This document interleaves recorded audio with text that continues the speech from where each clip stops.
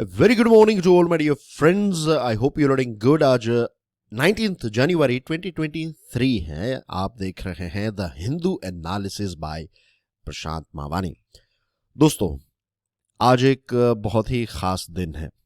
खास दिन इसलिए क्योंकि आज क्यूरियसली एजुकेशन का फर्स्ट बर्थडे है. 1 साल हो गया इस चैनल को. ये जो 1 साल की जर्नी रही उसमें काफ़ी सारे अप डाउन्स देखने को मिले. एक वक्त ऐसा आया था कि आई वॉज नॉट वेल. आपको पता होगा कुछ 35 डेज के लिए एक ऑल टुगेदर एक ब्रेक लग गया था. और एक लंबे समय से लगभग 6-7 सालों से I was working from home. और हेल्थ का ख्याल तो वैसे मैं रखता ही हूँ, रखता भी था. लेकिन जब से लास्ट दो सालों से ऐसा हुआ कि शेड्यूल जो है वो काफ़ी हेक्टिक हो गया था. और कहीं ना कहीं जो है वो कुछ चीज़ें मैं नहीं कर पाया. फॉर एग्जांपल स्ट्रेचिंग और वो सारी चीज़ें नहीं की. इसकी वजह से फिर मुझे बैक एक हो गया और वो एक गैप आ गया. तो बेसिकली अप डाउन्स जो है वो काफ़ी इस 1 साल में मुझे देखने को मिले. पहले सीरीज़ चलती थी, द हिंदू एनालिसिस की सीरीज़ आज भी चल रही है. फाइनेंशियल न्यूज़ एनालिसिस की सीरीज़ जो है वो भी चल रही थी. लेकिन फाइनेंशियल न्यूज़ एनालिसिस जो है वो फाइनली हमने इसलिए बंद कर दिया क्योंकि उसका इम्पोर्टेंस होने के बावजूद भी जो व्यूज़ हैं वो उतने कोई खास नहीं थे कि जो उसमें मेहनत लगती थी. तो उतनी मेहनत करने के बाद भी अगर कोई रिजल्ट ही नहीं मिल रहा था तो फिर वो सीरीज जो है वो बंद कर दी. तो ऐसा नहीं है कि सारी चीज़ें जो हैं वो सक्सेसफुल ही रही. और वो मैं इसलिए बता रहा हूँ क्योंकि फेलियर्स जो होते हैं उनको एक्सेप्ट करना जो है वो आपके एटीट्यूड को दर्शाता है. और क्योंकि आप कॉम्पिटिटिव एग्जामिनेशन की तैयारी कर रहे हैं तो हो सकता है कि आपको भी जीवन में फेलियर्स जो है वो फेस करने पड़े. इससे पहले जो प्लेटफॉर्म के लिए मैं काम करता था एक बहुत ही अच्छी पोजीशन भी थी. और स्टडी IQ के लिए I used to work, right. आप जानते होंगे मुझे. तो वहाँ पर व्यूज़ और सारी चीज़ें जो थी वो एक अलग लेवल की थी. लेकिन जब मैंने खुद की एक चैनल स्टार्ट की तो अब मैं फिर से अपनी एक जो आइडेंटिटी है वो सेटअप इन द सेंस के एक स्टूडेंट के साथ जो कनेक्ट हैं या फिर जो व्यूज़ आने चाहिए उन सारी चीज़ों पर काम कर रहा था. और मैं इस पूरे 1 साल में आई वॉज थिंकिंग कि कौन सी ऐसी चीज़ है. मीन्स कुछ चीज़ों के बारे में हमें पता रहता है कि like I know how to speak, I know how to make lectures. मुझे पता है कि अच्छा कंटेंट जो है वो क्या होता है, क्वालिटी कंटेंट क्या होता है, एग्जामिनेशन में किस प्रकार के प्रश्न पूछे जाते हैं, थिंग्स लाइक दैट. तो ये सारी चीज़ें एक लंबे समय से इस फील्ड में हूँ तो मुझे पता है. लेकिन उसके बावजूद भी I was not able to find that way. वो ऐसा ही लग रहा था कि जो सारे लोग कर रहे हैं मैं वही चीज़ कर रहा हूँ.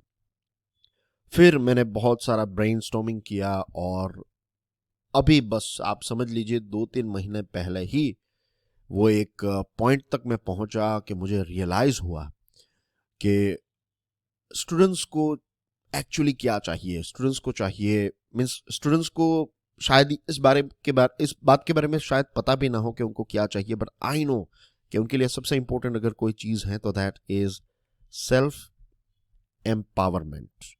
When I say self empowerment I mean to say कि एक बार आपने अपनी कुछ चीज़ों को सॉर्ट आउट कर लिया, जैसे कि कंसंट्रेशन का इश्यू है या फिर टाइम मैनेजमेंट नहीं कर पा रहे हैं, पर्सनालिटी डेवलपमेंट है, पढ़ाई जो है वो कैसे करें, ये सारी बेसिक चीज़ें, राइट, जिनके बिना आप बाकी की चीज़ें नहीं कर पाएंगे. When it comes to studies, when it comes to your overall personality. और ये सारी चीज़ें इसलिए डेवलप करना इंपॉर्टेंट है क्योंकि कॉम्पिटिटिव एग्जामिनेशन में आपके पास एक लिमिटेड ब्रैकेट है. आप कुछ सालों के लिए अपना पीक परफॉर्मेंस दे पाएंगे. तो पढ़ाई तो जो है वो आप कर लेंगे, राइट. लेकिन पढ़ाई कैसे की जाती है, दूसरी कौन कौन सी ऐसी चीज़ें हैं जिनको आपने एक बार समझ लिया, इंप्लीमेंट कर दिया तो बाकी की सारी चीज़ें आपकी पढ़ाई जो है वो टॉप क्वालिटी की हो जाएगी. राइट. नो डाउट हमने स्कूल में कॉलेज में पढ़ाई की है.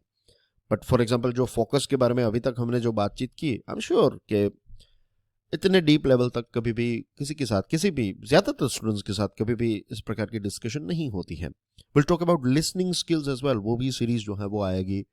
तो ऐसी बहुत सारी चीज़ें जो हैं, फिर मुझे रियलाइज़ हुआ कि ये कुछ ऐसी चीज़ें हैं जो पहले से ही मुझे मुझे पसंद थी। ये कुछ ऐसी चीज़ें हैं जिस पर मेरी एक रीजनेबली स्पीकिंग अच्छी ग्रिप है। तो मैंने सोचा कि ये मेरी जो एक एक्सपर्टीज़ है, ये एक्सपर्टीज़ जो मुझे लगता है कि मेरा स्ट्रॉन्ग एरिया है, तो ये स्ट्रॉन्ग एरिया जो है उसको मुझे आपके साथ शेयर करना चाहिए। और अब मुझे एक लक्ष्य मिल गया। क्यूरियसली एजुकेशन जब स्टार्ट किया था तब वो उतना क्लियर विजन नहीं था, टू बी ऑनेस्ट, लेकिन आज एक क्लियर विजन के साथ मैं चल रहा हूँ। क्यूरियसली एजुकेशन जो है वो एक ही चीज़ पर अब काम कर रही है, एंड दैट इज़ जो हमारे स्टूडेंट्स हैं, और सिर्फ हमारे स्टूडेंट्स नहीं, हमारे देश के जितने भी स्टूडेंट्स हैं जो घर बैठकर तैयारी कर रहे हैं, तो उनको फ्री में ये सारे यूट्यूब पर ही वीडियोस लॉन्च किए जाते हैं। तो यूट्यूब पर है तो फ्री है, आपको कोई खर्च नहीं करना है इसमें। फ्री में आपको जो टॉप क्वालिटी की चीज़ें हैं वो देने का लक्ष्य जो है वो क्यूरियसली एजुकेशन का मैंने बनाया है। और दोस्तों, ये जो मिशन है, ये जो एक विजन है, ये तब तक सफल नहीं हो सकता जब तक आप लोग इसका साथ ना दें। Means I want you guys to become partner in this. आप इस मिशन के पार्ट बनिए, राइट। ये आपका ही मिशन है, ये आप ही के लिए है। और यहाँ पर कोई ऐसी बड़ी बड़ी बातें नहीं है कि आपके लिए और ऐसा करके आपको मार्केटिंग एजेंट बनाने की, ऐसी कोई मेरा कोई एजेंडा नहीं है। जो भी है मैं क्लियरली बात करता हूँ, और जो करता हूँ वो डंके की चोट पर करता हूँ। ऐसा फिर हिडन चार्ज और ये कोई ऐसी कोई चीज़ है ही नहीं। तो that's why I am telling, क्योंकि अब इतना इतना सारा हमें देखने को मिल रहा है कि पहले कुछ किया जाता है, फिर बाद में क्या कहा जाता है कि आप ये खरीद लीजिए, वो खरीद लीजिए। तो ऐसा कोई यहाँ पर एजेंडा नहीं है। तो होपफुली ये 2023 जो है उसमें अगर आपका साथ रहा, अगर ईश्वर की कृपा रही, और अगर मैंने जो सही मेहनत करनी चाहिए वो सारी सही मेहनत हुई, तो मुझे लगता है कि 2023 में क्यूरियसली एजुकेशन जो है वो एक ऐसे सस्टेनेबल लेवल तक पहुंच जाएगा कि उसके बाद एक क्रिएटिव फ्रीडम जो है वो हमें मिलेगा कि हम क्रिएटिवली बहुत सारी चीज़ें जो हैं वो कर पाएंगे। तो I would like to thank you all for your love and support. कुछ ऐसे स्टूडेंट्स हैं जो इस इंस्टीट्यूशन के, क्यूरियसली एजुकेशन के स्ट्रॉन्ग पिलर रहे हैं। आज मैं थोड़ा वक्त, क्योंकि फर्स्ट बर्थडे है क्यूरियसली एजुकेशन का, तो मैं कुछ चीज़ें आपको बताना चाहता हूँ। दोस्तों, कई बार ऐसा भी होता है कि ऐसा लगता है कि चलो छोड़ दो अब, बहुत हो गया। इतनी मेहनत करने के बाद भी अगर वो जो व्यूज़ मिलने चाहिए नहीं मिल रहे हैं, और आपको भी पता है कुछ ऐसी चैनल्स भी हैं जहाँ पर कंटेंट कुछ दिया जा रहा है लेकिन उनके व्यूज़ जो हैं वो लाखों में होते हैं। तब जब ऐसा सोचते हैं, ऐसा जब देखते हैं, तो मन में ये विचार तो आता ही है कि यार ये छोड़कर जो जॉब कर रहे थे, या फिर कोई दूसरी कंपनीज भी जब ऑफर करती हैं, तो वो जॉब अगर ले लेंगे तो लाखों में महीने में पैसे कमाएंगे, आराम का जीवन होगा। हाँ, थोड़ा बहुत जॉब में आपको वो टारगेट्स देंगे, ये वो सारी चीज़ें करेंगे, लेकिन आपका जीवन जो है वो सही तरीके से चल जाएगा। तो ऐसे भी जब मुझे विचार आते हैं, हर रोज नहीं लेकिन कभी ऐसा पॉइंट आता है और विचार आता है, और पता नहीं कैसे ये चीज़ होती है, आई डोंट नो, बट ऑनेस्टली मुझे इसका इसका कोई लॉजिक नहीं पता है। बट जब भी ऐसा होता है ना दोस्तों, तब आप में से किसी ना किसी स्टूडेंट की एक ऐसी पॉजिटिव कमेंट आती है, और वो जब मैं कमेंट पढ़ता हूँ तब मुझे लगता है कि नहीं नहीं नहीं, ये तो एक नया, एक पता नहीं किसका, कुदरत का एक इशारा है कि नहीं, आज तुझे यहाँ पर रुकना नहीं है, तुझे आगे बढ़ना है। तो आप जैसे स्टूडेंट्स जो हैं जिन्होंने ऐसी कमेंट्स लिखी हैं, आप जानते नहीं हैं कि आपकी जो एक कमेंट होती है ना, जो एक पॉजिटिव कमेंट होती है, उसकी इम्पैक्ट जो है वो मेरे जैसे फैकल्टी पर कितनी ज़्यादा होती है। वो एक जेन्युइनली फ्यूल के तौर पर, एक मोटिवेशन के तौर पर काम करती है। कई बार ऐसा भी होता है कि मेरे द्वारा बताए गए शब्द जो हैं वो आपको इंस्पायर और मोटिवेट करते हैं, मैं जानता हूं, लेकिन आपके द्वारा लिखी गई जो कमेंट्स होती है ना, उससे मैं इतना मोटिवेटेड होता हूँ, इससे मुझे इतना इंस्पिरेशन मिलता है कि मैं जब ऐसा लगता है कि नहीं अब बस क्विट कर दूं, तब मुझे फिर से वो एक नई एनर्जी मिल जाती है। तो ये एक ऐसा ओकेजन है कि मैं आप सभी को, मैं नाम लेकर यहाँ पर बता सकता था लेकिन बहुत वक्त लग जाएगा, बट यू नो कि मैं आपकी कमेंट को हमेशा रिप्लाई करता हूँ। And I would like to thank all of you so much for your love and support. Genuinely आपका मैं दिल से शुक्रिया अदा करना चाहता हूँ और कर रहा हूँ। अगर आपके मन में कोई क्वेश्चन, क्वेरीज, डाउट्स है तो आप मुझे इस ईमेल एड्रेस पर ईमेल कर सकते हैं। दोस्तों, अगर ये लेक्चर आपको इंस्पायर करे तो आप इस लेक्चर को उस व्यक्ति के साथ शेयर कीजिएगा जिसको आप इंस्पायर करना चाहते हैं। आज हमारे टेबल पर काफ़ी सारे इंटरेस्टिंग टॉपिक हैं। बहुत ही अच्छा आर्टिकल लिखा है, इंडियन एक्सप्रेस का ये आर्टिकल है। ये आर्टिकल किसने लिखा है? SY कुरैशी साहब ने। कौन है SY कुरैशी साहब? ये हमारे election commissioner, right, chief election commissioner रह चुके हैं, फॉर्मर चीफ इलेक्शन कमिश्नर हैं SY कुरैशी साहब। और इलेक्शन पर इनके द्वारा लिखे गए आर्टिकल्स जो हैं वो आउटस्टैंडिंग होते हैं। बहुत सारी चीज़ें जो हैं वो आपको इसमें जानने को मिलती हैं। तो लेट्स स्टार्ट टुडेज डिस्कशन।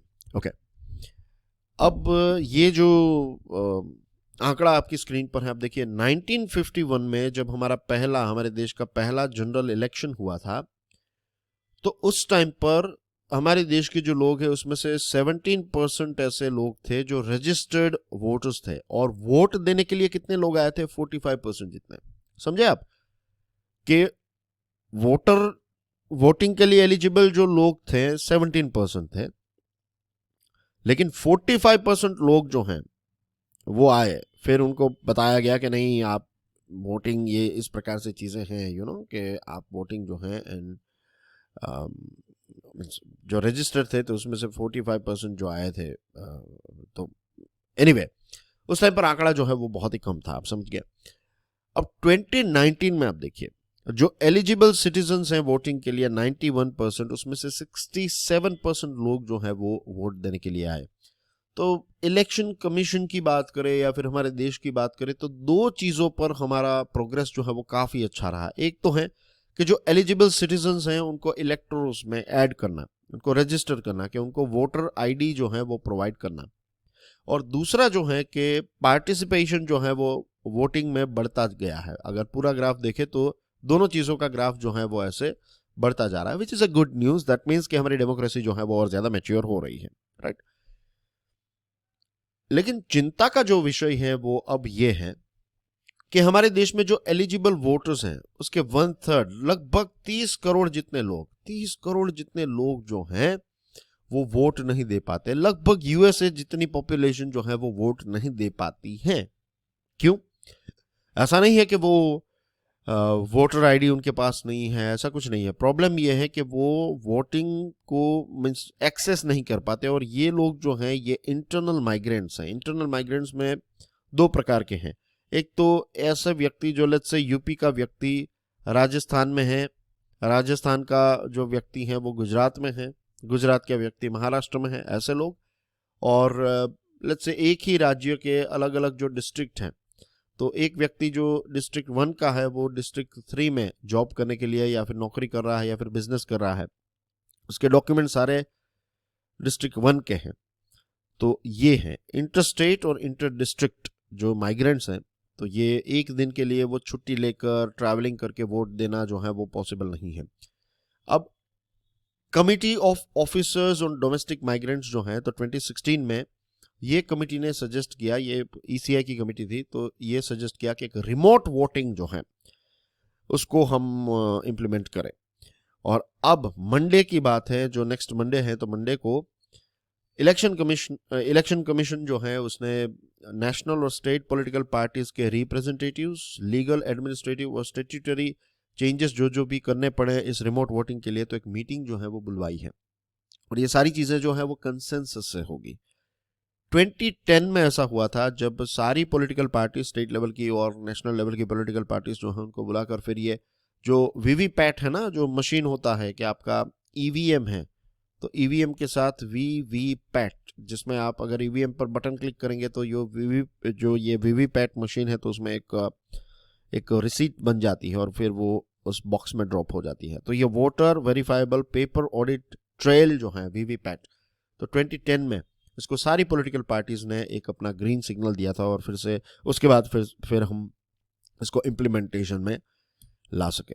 अब हमारा कॉन्स्टिट्यूशन जो है वो गारंटी देता है कि देश का कोई भी नागरिक जो है वो किसी भी जगह पर जाकर रह सकता है, किसी भी जगह पर हम ट्रैवल कर सकते हैं। कुछ ऐसी जगह है जहां पर थोड़े टर्म्स एंड कंडीशंस हैं, लेकिन जनरली आप पूरे देश में कहीं पर भी जाकर रह सकते हैं। फॉर एग्जांपल चाइना में अगर आपको बड़े शहर में जाना है तो आपको परमिशन लेनी पड़ेगी, तो वहां पर इस प्रकार के कंट्रोल रखे गए हैं। हमारे देश में ऐसा कोई कंट्रोल नहीं है। तो जॉब के लिए, बिजनेस के लिए, प्रोफेशन के लिए लोग जो हैं वो ट्रैवल करते हैं, माइग्रेंट बनते हैं। तो जैसे मैंने आपको बताया कि इनका प्रॉब्लम ऐसा नहीं है कि उनको वोट नहीं देना है, वो वोट देना है लेकिन एक्सेस नहीं है, वोटिंग तक वो पहुंच नहीं पाते।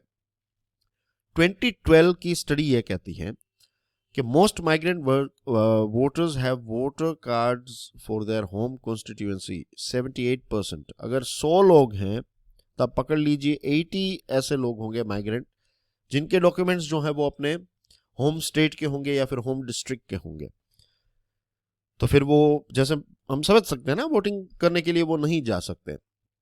और क्योंकि लेट्स से कि यूपी का व्यक्ति जो है वो गुजरात में है, तो गुजरात में अगर इलेक्शन चल रहे हैं तो जो पॉलिटिशियन है, पॉलिटिकल पार्टीज है, वो किन पर फोकस करेगी? जो लोग वोट दे पा रहे हैं उन पर फोकस करेगी। तो होगा ये कि एक ही देश का नागरिक जो एक दूसरे राज्य में रह रहा है और बड़ी क्वांटिटी में रह रहे हैं, तो उनकी जो फैसिलिटीज हैं उन पर इतना कोई जोर नहीं दिया जाता, क्योंकि पॉलिटिकल पार्टीज को उनसे कोई फायदा ऐसा होता नहीं है। तो ये भी एक चीज है कि अगर हमारे देश में, हम यही चाहते हैं ना कि हम किसी भी राज्य के हो, किसी भी राज्य में जाएं तो हमें उतनी ही इज्जत मिले, उतना ही इंपॉर्टेंस मिले जितना उनके लोकल लोगों को मिल रहा है। तो वोट एक ऐसी चीज है कि अगर वोट देने का अधिकार तो है, लेकिन वो फैसिलिटी अगर मिल जाए तो फिर जो माइग्रेंट्स हैं उनको भी उतनी इज्जत, उतना ही इंपॉर्टेंस मिलेगा।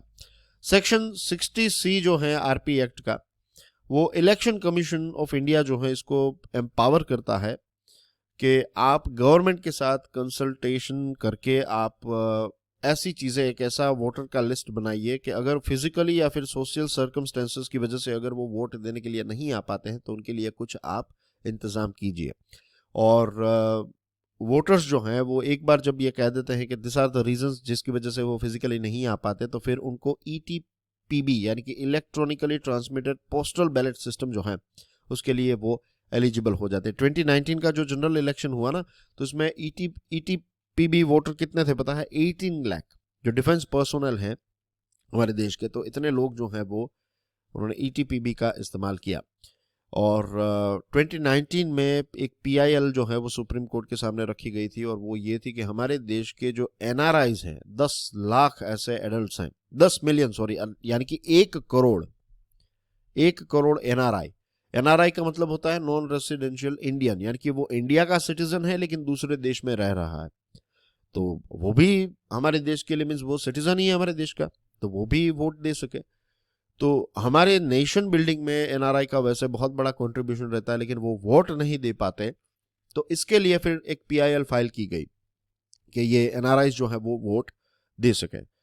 तो 2019 लोकसभा जो इलेक्शन रहा, तो उसमें 28 लाख वोट्स जो है वो पोस्टल बैलेट के माध्यम से इलेक्शन कमीशन को मिले थे।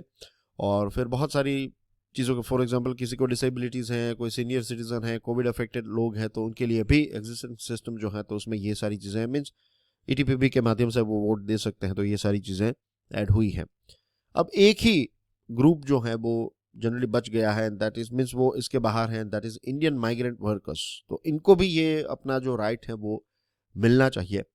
और इसके लिए एक सॉल्यूशन ये है कि इलेक्शन कमीशन जो है तो उन्होंने एक M3 EVM, M3 यानी कि मल्टी कॉन्स्टिट्यूएंसी रिमोट ईवीएम जो है, तो ये जो एक मशीन है नया, इसके बहुत सारे चैलेंजेस होंगे। इलेक्शन कमीशन जो है वो इस पर काम कर रहा है। तो ये एक ऐसा मशीन है कि एग्जिस्टिंग ईवीएम जो है तो 72 कॉन्स्टिट्यूएंसी जो है इसको सिंगल रिमोट पोलिंग बूथ से हैंडल कर सकता है। तो एक लेटेस्ट ऐसा डिवाइस जो है वो बनाया है जिसको RVM कहते हैं, रिमोट EVM। Multi constituency. अब इसकी टेक्निकल डिटेल्स जो हैं ये डेमोन्स्ट्रेशन के बाद ही हमारे सामने आएगी, और जहां तक मुझे पता है नेक्स्ट मंडे ये एक बहुत ही इंपॉर्टेंट मीटिंग होगी सारी पॉलिटिकल पार्टीज के साथ इलेक्शन कमीशन ऑफ इंडिया की। तो इसमें ये मशीन जो है तो इसकी टेक्निकल डिटेल्स जो है वो दी जाएगी, और उसके बाद बहुत सारे आर्टिकल्स हमें इस पर पढ़ने को देखने को मिलेंगे। तो एक नई शुरुआत है, एक नए दौर में हम कदम रख रहे हैं ताकि वोटर का पार्टिसिपेशन बढ़े और हमारी डेमोक्रेसी और ज़्यादा मैच्योर होती जाए। तो ये हैं, जैसे मैंने आपको बताया, बहुत सारे चैलेंजेस हैं। इससे पहले भी हमने इसके बारे में डिस्कशन की थी, कुछ चैलेंजेस को हमने डिस्कस किया था। तो जब ये टेक्निकल डिटेल सामने आएगी तो और ज़्यादा क्लैरिफिकेशन इस पर आएगा, लेकिन ये एक बहुत ही इम्पोर्टेंट विषय है, राइट। तो ये चीज़ आपको याद रखनी है। ओके, ध्यान याद नहीं रखनी है, समझना है इस चीज़ को, याद ऑटोमेटिकली हो जाएगा।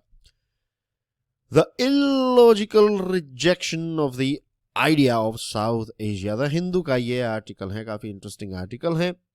वर्ल्ड बैंक ने जो एयर पोल्यूशन की स्टडी की तो इसे पता चला कि साउथ एशिया यानी कि दक्षिण एशिया जो कितने देशों का बना है, Afghanistan, Pakistan, India, Nepal, Bhutan, Bangladesh, Sri Lanka and Maldives, right. तो ये हो गया 8 देश, 1 2 3 4 5 6 7 8।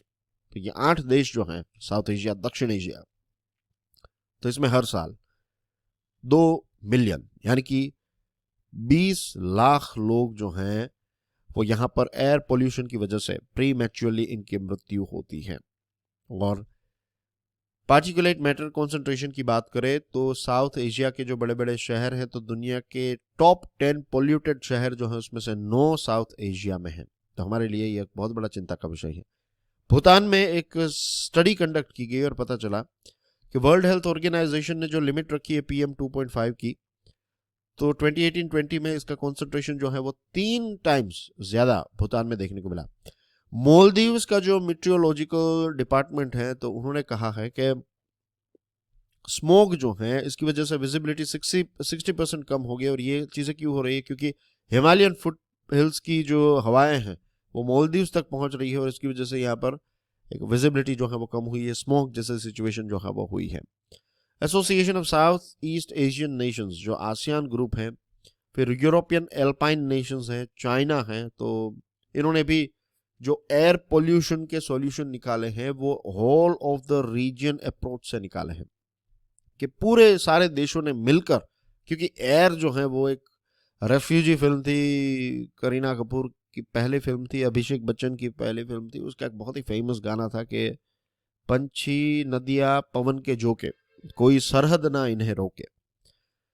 तो ये गाना जो है वो जियोग्राफी के पॉइंट ऑफ व्यू से भी काफी इंटरेस्टिंग है कि जो हवाएं हैं तो कोई ऐसी सरहद नहीं होती उसकी कि इंडिया में पॉल्यूट की गई, पॉल्यूशन जो हुआ है तो उसकी हवाएं इंडिया में ही रहेगी, वो मालदीव्स में भी जाएगी, वो किसी और जगह पे भी जाएगी। तो अगर सॉल्यूशन निकालना है तो सभी देशों को एज ए यूनिट समझकर सॉल्यूशन निकालना पड़ेगा। अब साउथ एशिया की बात करें तो हम जानते हैं सार्क के बारे में हमने कितनी बार डिस्कशन कर लिया, और हम जानते हैं सार्क जो ग्रुप है फंक्शन नहीं कर पा रहा है, उसके पीछे मेन रीजन है इंडिया और पाकिस्तान के बीच के इश्यूज। तो इसकी वजह से पूरा ग्रुप जिसका पोटेंशियल इतना है कि अगर सार्क मिलकर काम करे ना तो यूरोपियन यूनियन को पीछे छोड़ सकता है, इतना समृद्ध ये पूरे 8 देश बन सकते हैं। लेकिन अब अफगानिस्तान के इश्यूज चल रहे हैं, पाकिस्तान के इश्यूज चल रहे हैं और पाकिस्तान इंडिया के इश्यूज चल रहे हैं, इसकी वजह से ये सार्क जो है वो पूरा ठप हो गया। दूसरी जो चीज है वो ये है कि जब ये सार्क देशों की बात करें तो सार्क देश जो है ये ग्रुप ऑफ 77 डेवलपिंग कंट्रीज के मेंबर हैं, और पाकिस्तान की चेयरमैनशिप के तहत ये COP27 क्लाइमेट चेंज समिट जो शर्म अल शेख इजिप्ट में हुई, तो इसमें as a group of 77 developing countries जो हैं वो हमने काफी अच्छी तरीके से सभी ने मिलकर काम किया। लेकिन जब सार्क की बात आती है, ये सारे देश जो हैं वो ग्रुप ऑफ 77 के पार्ट हैं, इंडिया, पाकिस्तान और जो 8 देश मैंने आपको बताया। लेकिन जब ये G77 की बात होती है तो मिलकर काम करते हैं, लेकिन जब सार्क की बात आती है तो मिलकर काम नहीं करते हैं। तो इस प्रकार की एक इलॉजिकल चीजें जो है वो यहाँ पर चल रही है, राइट। बहुत सारे इश्यूज हमें देखने को मिले, पाकिस्तान में फ्लड आ गया था, यूक्रेन का वॉर, तो यूक्रेन के वॉर की वजह से एनर्जी, ग्रेन, फर्टिलाइजर की प्राइस काफ़ी ज़्यादा बढ़ गई, इकोनॉमिक रिसेशन वाली सिचुएशन हो गई, कोविड-19, तालिबान और अफगानिस्तान का जो टेक ओवर हुआ तालिबान के द्वारा, तो ये सारे अलग अलग चैलेंजेस, ऊपर से क्लाइमेट चेंज के बहुत सारे चैलेंजेस चलते रहते हैं। तो हमें यहाँ पर एक ग्रुप बनकर काम करना पड़ेगा, ऐसा ये आर्टिकल कह रहा है। और जो प्राइस है, मीन्स क्या होता है, एनर्जी की प्राइस के बारे में बात करें तो कुछ ऐसे देश हैं, कुछ ऐसे ग्रुप्स हैं जो मिलकर परचेज करते हैं। लेट्स से कि 5 देशों की टोटल रिक्वायरमेंट 100 लीटर है, तो वो क्या करेंगे, अकेले अकेले 5 लीटर, 50 लीटर, 20 लीटर ऐसा नहीं जाएंगे। वो कहेंगे कि भैया हमें ये पूरे रीजन में हमें एक साथ हमें बाई करना है ऑयल, 100 लीटर चाहिए, बोलिए प्राइस होलसेल में हमें दीजिए, बड़ा ऑर्डर दे रहे हैं इसलिए।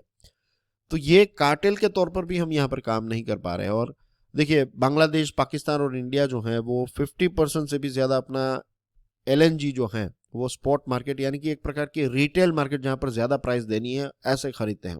अगर ये 3 देश मिलकर बल्क में खरीदे और फिर डिस्ट्रीब्यूट कर दे और पैसे डिस्ट्रीब्यूट कर दे कि किसने कितना खरीदा, तो इससे ये होगा कि हमें प्राइस जो है वो थोड़ा नेगोशिएट हम कर पाएंगे, थोड़ी कम प्राइस में मिलेगी।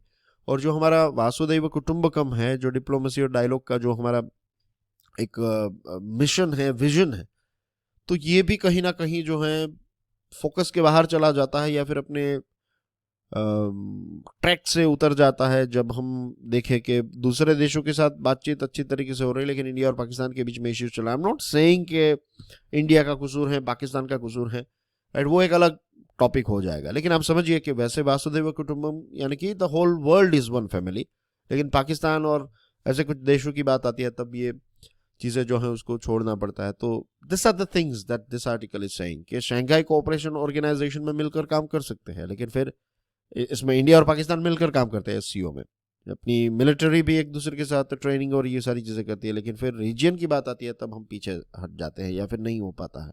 और दूसरे देश देखिए, United states, Mexico, Canada agreement है, USMCA, सदर्न कॉमन मार्केट है, ये स्पेन और उन सारे देशों के साथ जुड़ी हुई है, यूरोपियन यूनियन है, यूरेशियन इकोनॉमिक यूनियन है, फिर ये cooperation council for the Arab states of the gulf है, अफ्रीका का है, RCEP है। तो ऐसे बहुत सारे ग्रुप्स हैं वो मिलकर काम करते हैं, बहुत सारे देश मिलकर काम करते हैं, लेकिन हम बिखरे हुए हैं। तो ये एक चीज़ जो है वो ये आर्टिकल बता रहा है। काफ़ी इंटरेस्टिंग पॉइंट्स हमें यहाँ पर पढ़ने को मिलते हैं।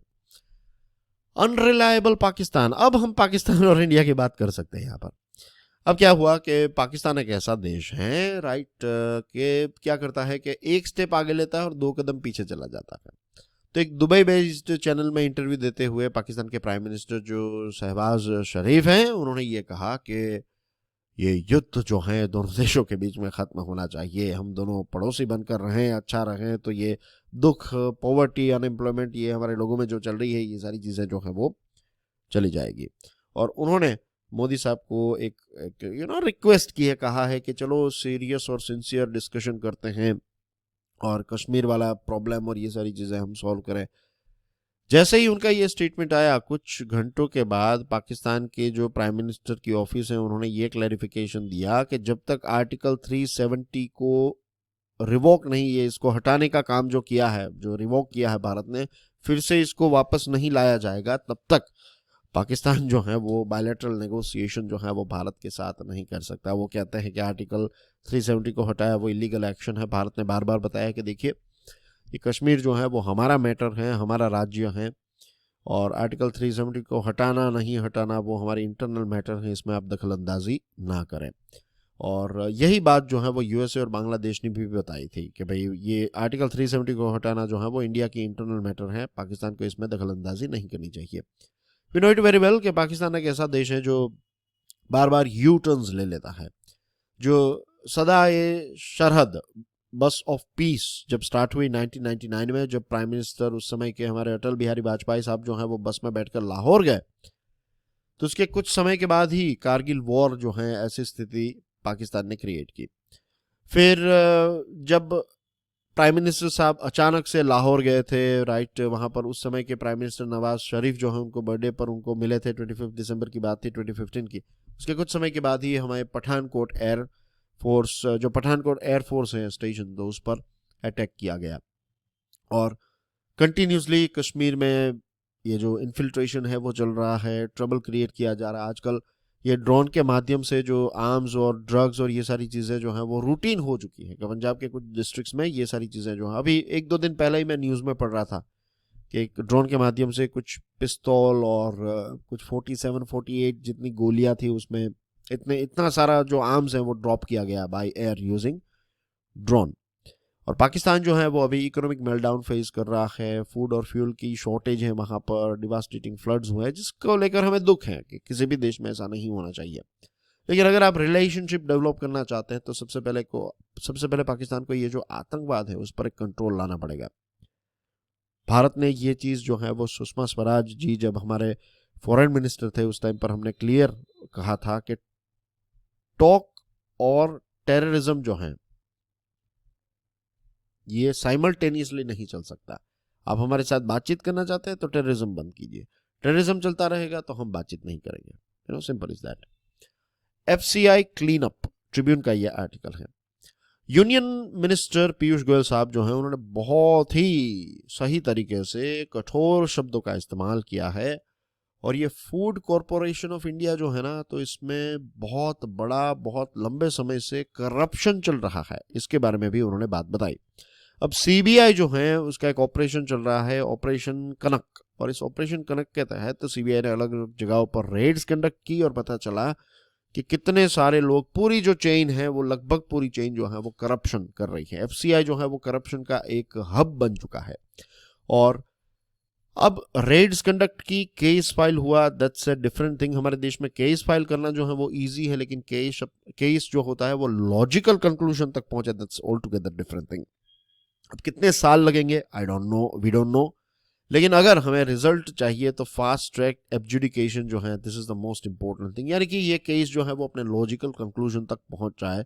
और यहाँ पर क्या कर रहे थे पता है, पंजाब की बात करें अगर, तो यहाँ पर पिल्फर और एडल्ट्रेट, पिल्फर का मतलब होता है कि जो अनाज है उसकी चोरी हो जाती है, थोड़ी थोड़ी क्वांटिटी में चोरी करते हैं, थोड़ी थोड़ी क्वांटिटी एक समय पर बड़ी क्वांटिटी बन जाती है, और एडल्ट्रेट यानी कि मिलावट करते हैं।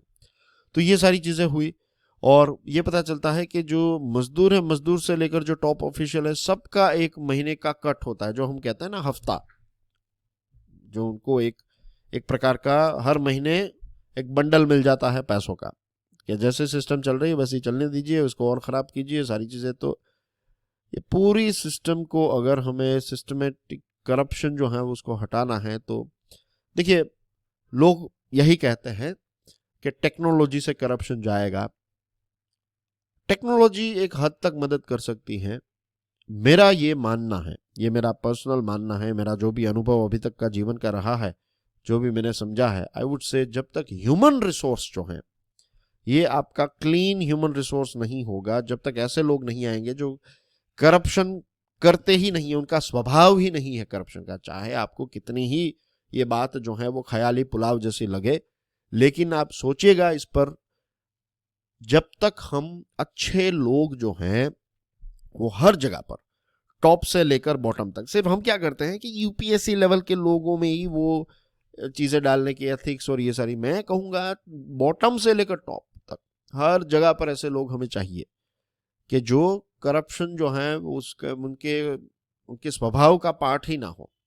ऐसे लोगों को जब हम रिक्रूट करेंगे ना हर जगह पर, अब वो कब होगा लंबा समय लगेगा, अभी तो करप्शन जो है वही ट्रेंड है उसका चल रहा है, क्योंकि समाज भी, अगर एक करप्टेड व्यक्ति जो है वो अपनी बड़ी सी फॉर्च्यूनर लेकर आता है और एक मेहनत करने वाला व्यक्ति अपने टू व्हीलर पर आता है, तो लोग किसकी तरफ दौड़कर भागते हैं, लोग जो है वो फॉर्च्यूनर वाले की तरफ भागे। आई एम नॉट सेइंग सारे फॉर्च्यूनर वाले से, but I am just giving you an example कि एक शादी में आप गए और अलग अलग मेहमान आए हैं, तो एक ऐसा मेहमान आए हैं जो अपने हस्बैंड वाइफ और अपना बच्चा जो है वो एक टू व्हीलर पर, एक बाइक पर आए हैं वो, राइट, और एक ऐसा व्यक्ति जो अपने परिवार के साथ बड़ी सी कोई कार में आया है, लेकिन जो बड़ी सी कार में आया है वो करप्शन कर रहा है, चोरी कर रहा है, टैक्स पे नहीं कर रहा है, ऐसा व्यक्ति है। और जो बाइक पर आया है वो एक ऐसा सज्जन व्यक्ति है जो अपनी सारे टैक्स और सारी चीज़ें पे करता है।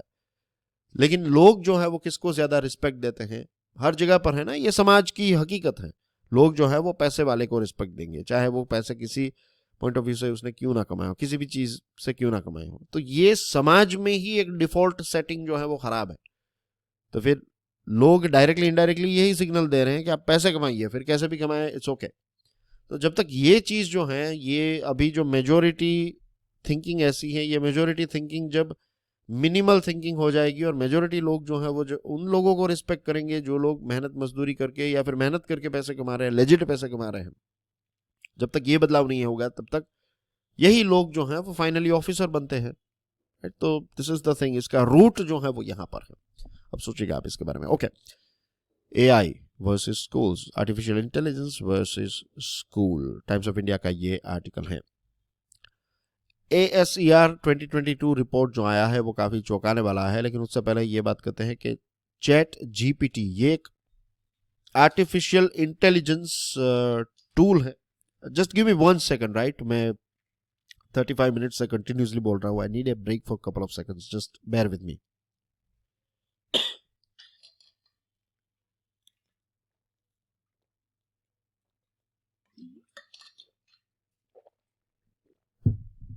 यस, थोड़ा पानी पी लिया। 35-36 मिनट से मैं कंटिन्यूसली बोले जा रहा हूँ। ओके, यस, तो हम बात कर रहे थे, हाँ, चैट जीपीटी ये क्या है? ये एक आर्टिफिशियल इंटेलिजेंस वाला टूल है। और दोस्तों ये ऐसा टूल है जो कॉलेज और स्कूल के जो एसेज दिए जाते हैं, होमवर्क दिया जाता है, उसके बेसिक मैथ्स के प्रॉब्लम्स, ये सारी चीज़ें ऑटोमेटिकली सॉल्व कर देता है। अब ये चैट जीपीटी जो है वो न्यूयॉर्क की सिटी पब्लिक स्कूल जो है उसके डिवाइसेस और नेटवर्क से इसको बैन किया गया है, क्योंकि ये चैट जीपीटी जो है इसका इस्तेमाल करते हुए बच्चे जो हैं वो होमवर्क करेंगे ही नहीं। मीन्स जो डिजिटल अब होमवर्क करना है, ये सारी चीज़ों में क्या होगा, वो चैट जीपीटी का इस्तेमाल करेंगे, ऑटोमेटिक होमवर्क हो जाएगा। और इसको रोकना बहुत इंपॉर्टेंट है, क्योंकि 1-2-3-4 महीने के अंदर ही इसके नए वर्जन्स और इसके नए कजिन्स जो हैं वो आ जाएंगे ये चैट जीपीटी के। तो ये बहुत चिंता का विषय है। अभी इसके बारे में इतनी डिस्कशन भी हमारे देश में नहीं हो रही है, टीचर्स को भी नहीं पता है, बहुत कम स्टूडेंट्स को इसके बारे में पता होगा। आई एम श्योर भारत में कुछ ऐसे स्टूडेंट्स तो होंगे ही जो इसका इस्तेमाल करते होंगे। तो this is a matter of concern कि अब टीचर भी प्लेजरिज्म जो है, जो चोरी है, वो पकड़ नहीं पाएंगे इतने स्मार्ट तरीके से, ये आपका होमवर्क कर देगा। तो ये एक चिंता का विषय तो होना ही चाहिए, या फिर है ही। ASER रिपोर्ट जो है वो बेसिकली वही कहता है कि क्लास 5 का बच्चा जो है वो क्लास 2 की किताबें नहीं पढ़ पा रहा है, क्लास 5 का बच्चा जो है वो बेसिक डिवीजन जो है वो नहीं कर पा रहा है। तो ये सारी चीज़ें क्यों हो रही हैं? ये इसलिए हो रही हैं क्योंकि अगेन हमारे यहाँ पर जो टीचर्स हैं ये पुअरली ट्रेंड टीचर्स हैं, राइट? तो जो लर्निंग बाय डूइंग है, जो प्रैक्टिकल एजुकेशन हम कहते हैं, जो न्यू एजुकेशन पॉलिसी है वो कहती है कि हमने एक लंबे समय से हमारे देश में एक पैटर्न रही है रट्टू पोपटों की, राइट? कि आप चीज़ों को रट्टा मार लीजिए और मार्क्स ज़्यादा लेकर आइए, लेकिन फिर पता चलता है कि मार्क्स से जेन्युइनली कोई फ़र्क नहीं पड़ता है। मैं कोई यहाँ पर तारे ज़मीन पर के आमिर खान की कॉपी नहीं कर रहा हूँ, हम सब जानते हैं, और नहीं जानते तो एक समय पर पता चल ही जाता है। जिंदगी हमें बता देती है कि बेटा क्वांटिटी से कुछ फर्क नहीं पड़ता है, क्वालिटी वर्क जो है, क्वालिटी अंडरस्टैंडिंग से ही फर्क पड़ता है। तो ये चेंज तब आएगा जब सिखाने वाला जो है वो उतना अच्छा ट्रेंड हो, और आप वो टैलेंट जो है, अगेन HR अच्छा ह्यूमन रिसोर्स आप तब अट्रैक्ट कर पाएंगे जब आप बच्चों की वैल्यू को समझेंगे। और बच्चों की वैल्यू एक बार समझ में आ गई, एक बार ऐसा समझ में आ गया कि अगर जो सरकारी स्कूल में उसमें पढ़ने वाले जो बच्चे हैं, तो उसमें से कोई सर्जन बनेगा, कोई साइंटिस्ट बनेगा, कोई इंजीनियर बनेगा, कोई सिविल सर्वेंट बनेगा, कोई अच्छा पेंटर बनेगा, कोई अच्छा राइटर बनेगा, राइट, कोई अच्छा बिजनेस पर्सन बनेगा। तो ये पोटेंशियल जब हम समझने लगे तो हम ऐसे लोगों को हायर करेंगे, ऐसे टीचर्स को हायर करेंगे जिनका पैशन ही यही है, जिनको एक ही काम करना पसंद है, सबसे ज्यादा पसंद एक ही काम है, दैट इज के छोटे बच्चों को एजुकेट करना, उनका करियर, उनका बेस इतना स्ट्रॉन्ग करना, इतना स्ट्रॉन्ग बेस करके वो कॉलेजेस में उनको भेजे कि हमारे देश का हर एक बच्चा जो है वो वेल एजुकेटेड हो, यू नो। तो ये चीज जब होगी तब चेंज होगी, वरना फिर ये आर्टिफिशियल इंटेलिजेंस जो है वो हमारा दुश्मन बन जाएगा। अगर अच्छे ह्यूमन आपने बनाया, अच्छा ह्यूमन कैपिटल आपने क्रिएट किया, तो फिर यही आर्टिफिशियल इंटेलिजेंस जो है वो हमारा मित्र बन जाएगा, राइट। उसका हम सदुपयोग कर पाएंगे हमारे देश के विकास के लिए, दुनिया के विकास के लिए। वरना फिर ये चोरी करना, ये सारी चीज़ें जो हैं वो ऐसा होता रहेगा कि ऐसे चोरी करके एग्ज़ाम दे दी, फिर अच्छे मार्क्स लेकर आए, लेकिन फिर लाइफ में फिर पता चला कि ये चीज़ जो है वो बेस ही इतना वीक हो गया है कि चोरी हर जगह पर काम नहीं करेगी। स्कूल में आप कर लेंगे, लेकिन फिर बिजनेस करने जाएंगे तो क्या आपके अकाउंट्स में आप 1 लाख रुपए आए उसकी जगह पर 1 करोड़ कर देंगे तो 1 करोड़ हो जाएंगे अकाउंट में? नहीं होंगे ना। That's the thing. तो बहुत सारी डिस्कशन की आज स्टार्टिंग में ही मैंने थोड़ी बात जो है वो क्यूरियसली एजुकेशन के बारे में कर दी थी, तो नहीं, लेकिन वो दिल से बातें निकली थी। हाँ, वो कोई प्लान नहीं थी। वो सारी चीज़ें मैंने ऑल ऑफ द सडन, मुझे आज सुबह मैंने जब देखा तब मीन्स आई वाज नोइंग कि ये आज वो है, बर्थडे है इसका, इसी दिन से हमने यूट्यूब की चैनल की शुरुआत की थी। तो फिर मैंने सोचा कि नहीं, 1-2 मिनट बात करूंगा, लेकिन बातों का सिलसिला आगे बढ़ता गया और अब भी बातें चल रही हैं, तो आई शुड गिव इट ए विराम। यहाँ पर इसको रोकते हैं। अगर आज के लेक्चर से आपको इंस्पिरेशन मिला हो तो प्लीज़ इसको दूसरे स्टूडेंट्स के साथ शेयर ज़रूर कीजिएगा, और चैनल को लाइक कीजिए, सब्सक्राइब कीजिए, राइट। और दूसरे स्टूडेंट्स को क्यूरियसली एजुकेशन के बारे में ज़रूर बताइए, right. It will be big help, right. अब मुझे एक नए लेवल पर इसको ले जानी है। I want more views, more subscribers. अब मुझे इस दिशा में, क्योंकि इसको सस्टेनेबल बनाना है। सस्टेनेबल यानी कि इसमें इतना रेवेन्यू यूट्यूब से जनरेट हो कि मैं अपनी लाइफ को सपोर्ट कर सकूं। इतना भी, अगर अभी तक ऐसा नहीं है, लेकिन इतना भी हो जाए तो वो एक मज़ा आएगा काम करने में भी, वो भी एक मोटिवेटिंग फैक्टर होगा। और फिर जो दूसरी चीज़ें प्लान करनी है हमें, एक जो नए लेवल तक वीडियोस रिकॉर्ड करने हैं, शूट करने हैं, तो उसके में बहुत खर्चा होता है। तो वो सारी चीज़ें तब होगी जब रेवेन्यू जनरेट होगा। बट एनीवे, चलो, होप है और मेहनत करते जाएंगे। आप सभी लोगों का प्यार है तो सब कुछ हो जाएगा। चलो, thank you very much. God bless you all. जय हिंद।